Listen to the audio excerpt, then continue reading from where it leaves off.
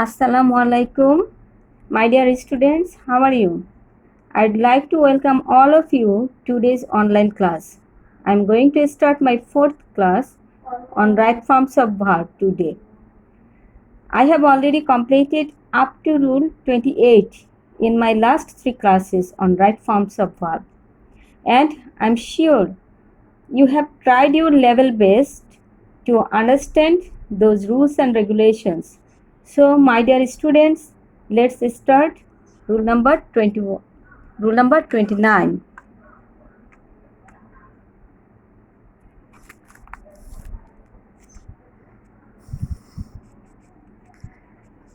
Dear students, look at rule number 29. Relative pronoun. So, at first, we have to learn what is relative pronoun. The pronoun which is used after a noun or a pronoun and works like a conjunction is called a relative pronoun. I again say, the pronoun which is used after a noun or a pronoun and works like a conjunction is called a relative pronoun. So, relative pronoun itself works as a conjunction, and this relative pronoun is used after a noun or a pronoun. So, we find that a relative pronoun itself works as a conjunction, and this relative pronoun is used after a noun or a pronoun. So, before a relative pronoun, a noun or a pronoun must be used. Before a relative pronoun,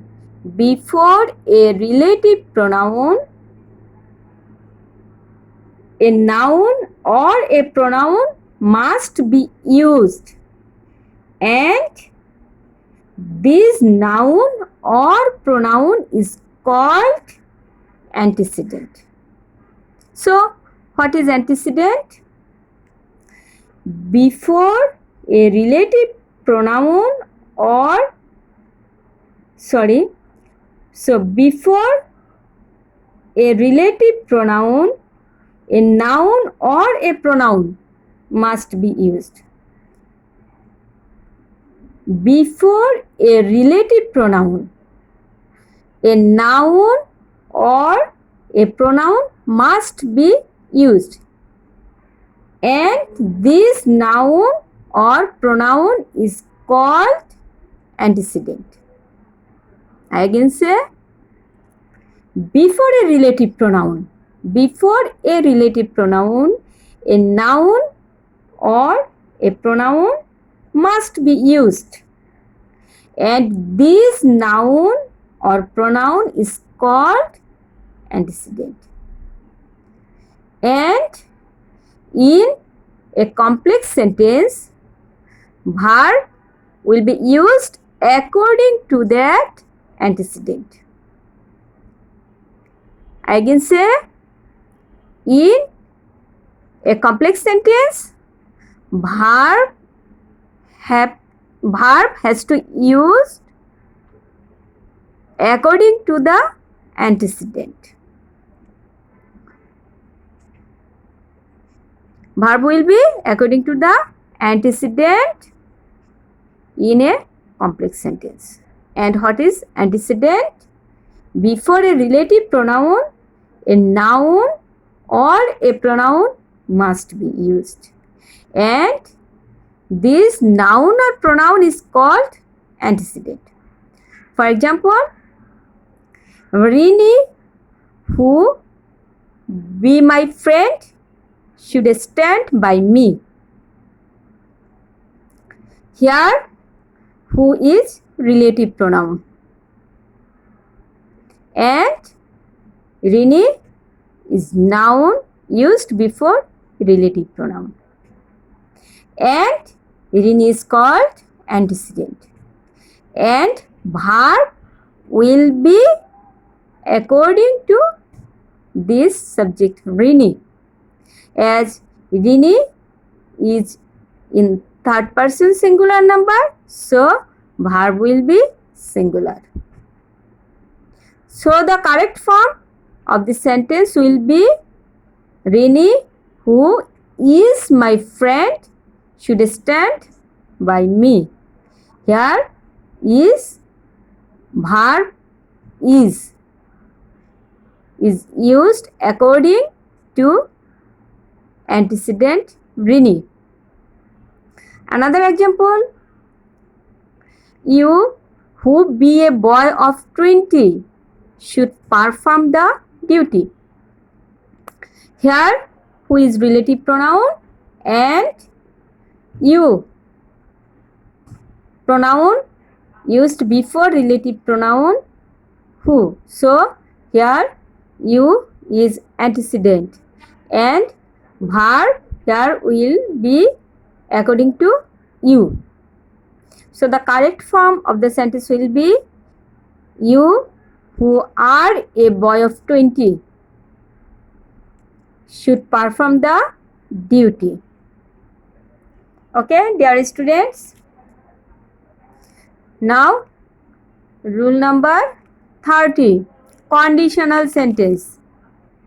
In case of conditional sentence, so at first we have to learn what is conditional sentence. So dear students, conditional sentence is an important segment under right form of verb. Conditional sentence is an important segment under right forms of verb. So dear students, today it is our turn to learn conditional sentence. Conditional sentence is important in right forms of verb. If you know the rules and regulations of conditional sentence, I am sure you will be able to make good examples in your writing side also. And you will be able to do well in your writing part. So, conditional sentence is not only important for grammatical basement, but also important for your effective writing. So, dear students, let us learn conditional sentence. Let us learn what is conditional sentence. Conditional sentence belongs to complex sentence. Conditional sentence belongs to complex sentence. Conditional sentence is one kind of complex sentence with the use of if, in case, providing that, provided that, and even had. Conditional sentence is one kind of complex sentence with the use of some conjunctions such as if, in case, providing that, provided that, and even had. I again say, conditional sentence is one kind of complex sentence with the help of, with the use of some conjunctions such as if, in case, providing that, provided that, and had. Okay, dear students, there are three types of conditional sentences. First conditional, second conditional, and third conditional. We will learn the conditional sentences. Okay. First of all, first conditional. The sentence pattern of first conditional will be if, or, in case, providing that, provided that, had. Notice here, we can use in case, providing that, provided that, had in place of if. Okay, so in first conditional, the sentence pattern will be if, then present, then future. If, then present, then future. For example, if you come, I go with you. Notice here, dear students, if you come, the sentence is in present indefinite tense. So, this sentence or this clause will be future tense. If plus present indefinite tense and then future indefinite tense will be used. So, the correct form of the sentence will be, if you come, I will go with you. I will go with you. Future indefinite tense. Another example, if you work hard, you will prosper in life. Notice here, this clause is in future indefinite tense. So, the other clause will be present indefinite tense, as this sentence is in first conditional, because the conjunction if is used here. So the correct form of the sentence will be, if he works hard, as this sentence will be present indefinite tense and here subject is in third person singular number. So verb will take s or es with it. So the sentence will be, if he works hard, he will prosper in life. Another example, I will not go there, provided that train. Here provided that is used, and you know that provided that has the same meaning as if. Provided that has the same meaning as if. And here first clause is in future indefinite tense. So the other clause will be in present tense. So I will not go there provided that it rains, as it is in third person singular number. So verb will take is, and that is it rains. Okay, dear students, and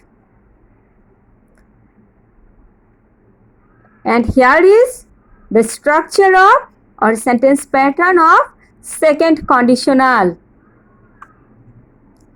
If, then past indefinite tense and then past conditional. If, then past indefinite tense and then past conditional. And past conditional means subject plus would, could, might, should, and then base form or present form of verb. Okay, dear students. For example, if you came, I go with you. If you came, the sentence part is in past indefinite tense. So I go with you. This part will be in past conditional. If plus you came past indefinite and then I go with you will be in past conditional, and I said that past conditional consists in subject plus would, could, might, should plus base form of verb. Dear student, so the correct form of the sentence will be, if you came, I would go with you. Another example, if I be a bird, I would fly in the sky. Dear students, note that if the first clause is in unreal past tense, we know that the unreal past tense, in unreal past tense verb will be were. If be is used in unreal past tense and be will be were. Okay, so the correct form of the sentence will be, if I were a bird. If I were a bird, I would fly in the sky. This sentence part or this clause is in past conditional, subject plus would plus base form of verb, and that is the structure of past conditional. Okay, another example, Ruby would get the job if she apply. This clause is in past conditional, subject plus would plus base form of verb get. So the other clause will be in past indefinite tense, as these clauses are linked by the conjunction if. So the correct form of the sentence will be, Ruby would get the job if she applied.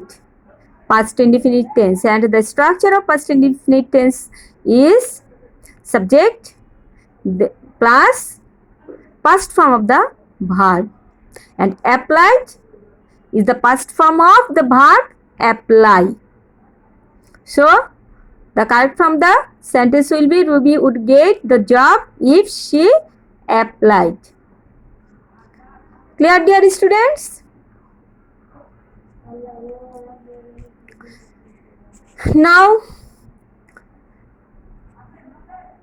we can see the structure or sentence pattern of third conditional or perfect conditional. If plus past perfect plus perfect conditional.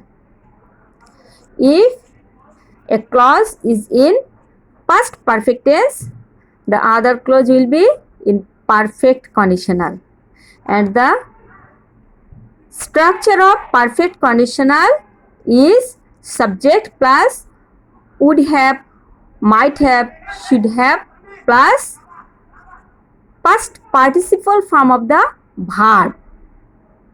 Subject plus would have, could have, might have, should have plus past participle form of the verb, and this is the sentence pattern of perfect conditional. Clear, student?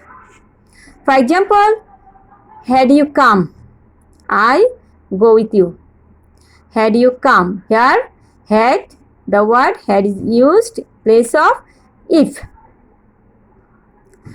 and the sentence part is in past perfect tense, you had come.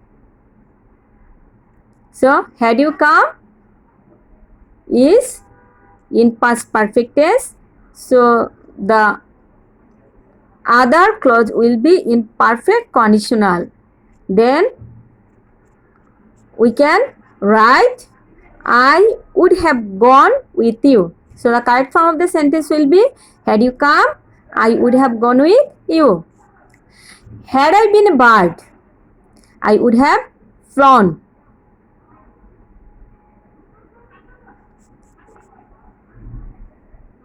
Had I been a, correct form of the sentence will be, had I been a bird, I would have flown. Here, had I been a bird is in past perfect tense. So, the other part will be perfect conditional. I would have flown. Another example, if he had studied regularly, he passed in the examination. This sentence part or clause is in past perfect tense, so the other part of the sentence will be in perfect conditional. So the correct form of the sentence will be, if he had studied regularly, he would have passed in the examination. Would have passed. Would have, then past participle form of the verb pass, and that is passed in the examination. Clear, students? Now rule number 31. Now we'll learn the use of conjunction before and after. In case of before, we have to follow the structures. Future indefinite tense, and then before, and then present indefinite tense.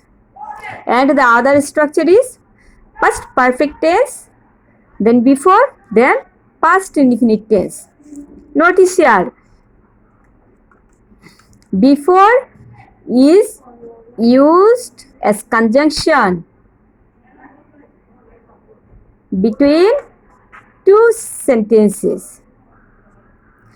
If one sentence is in future indefinite tense, other sentence part will be in present indefinite tense. And if the sentence part is in past perfect tense, the other sentence part is in past indefinite tense. Notice here, past perfect tense is used before. Notice here, past perfect tense is used before, and after that past indefinite tense will be used. For example, he will go before his father go. He will go is in future indefinite tense, and then before, and then his brother go. So this sentence follows the structure of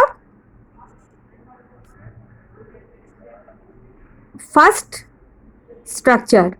This sentence follows first structure. Okay, so this sentence part is brother go. This sentence part will be in present indefinite tense. So the correct form of the sentence will be, he will go before his brother goes, as his brother is in third person singular number. So verb will take s or es. So goes is used here. So the correct form of the sentence will be, he will go before his brother goes. Another example, the patient died before the doctor came. This sentence follows second structure, past perfect plus before plus past indefinite tense. Past perfect before plus past indefinite, as the doctor came is in past indefinite tense. Last part of the sentence, the doctor came, is in past indefinite tense. So another sentence part, the patient died, will be in past perfect tense. So the correct form of the sentence will be, the patient had died. before the doctor came. The patient had died. We know the structure of past perfect tense. Subject plus had plus past participle form of the verb. So the correct form of the sentence will be the patient had died before the doctor came. And in case of after, we will follow these structures. Future indefinite plus after plus present perfect, and past indefinite plus after plus past perfect. For example, he will come after he go. He will come, future indefinite tense. So this sentence follows first structure, future indefinite tense plus after. Then we will use present perfect tense, and we know the structure of present perfect tense, and that is subject plus have or has plus past participle form of the verb. So the correct form of the sentence will be he will come after he has gone. Another example, the patient died after the doctor came. The patient died, past form, past indefinite tense, and then after. So we see that this sentence follows second structure, past indefinite after. So we have to use past perfect after that. So the correct form of the sentence will be the patient died after the doctor had come. Here the word will be after, not before. Will be after. Rule 32.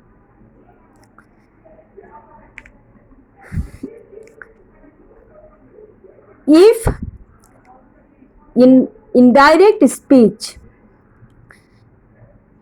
in indirect speech, if reported verb is in present tense,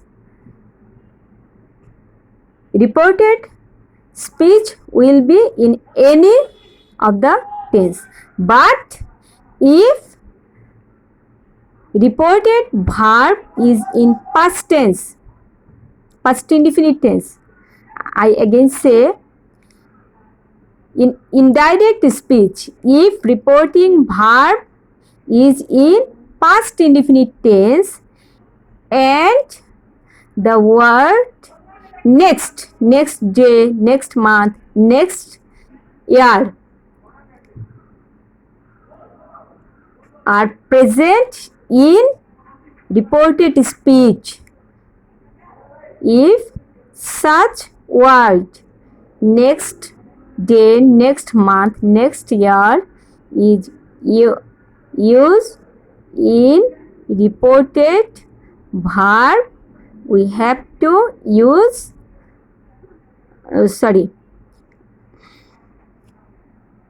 I again say, if